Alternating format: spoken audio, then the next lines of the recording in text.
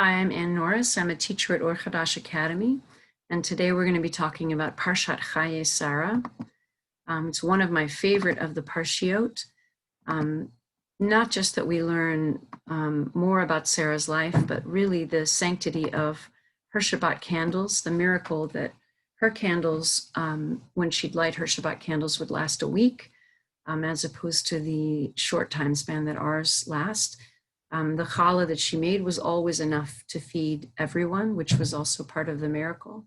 And that Sarah's home really is the blueprint for our Shabbat, that this was how we are taught to observe Shabbat.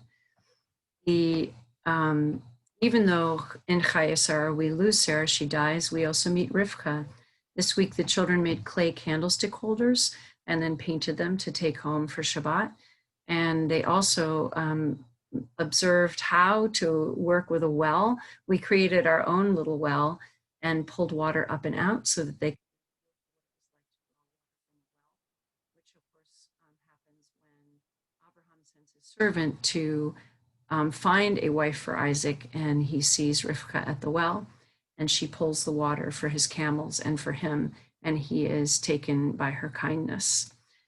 We also discussed how Shabbat is framed, how we separate the ordinary from the holy by creating a framework. Shabbat has its own framework, which begins Friday night when you light the candles and comes all the way around full circle to Havdalah when Shabbat ends. And by setting it apart, we're treating it with holiness. The Shabbat light meditation was my favorite so far this week. One of the children created a breath. We do 3 breaths before every meditation.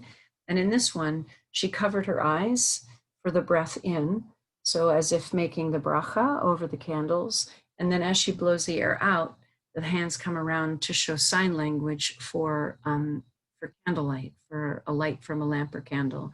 So the breath goes like this.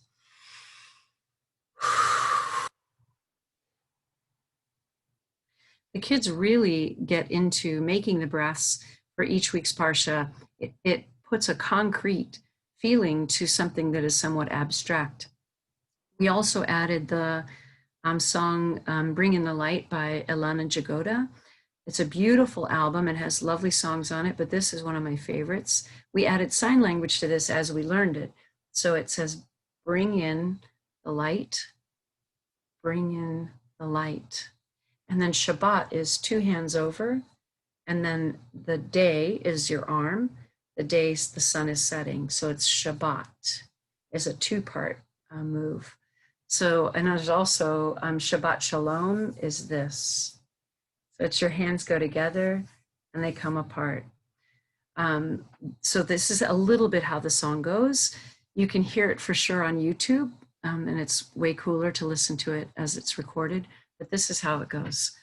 Bring in the light, bring in the light, bring in the light of Shabbat.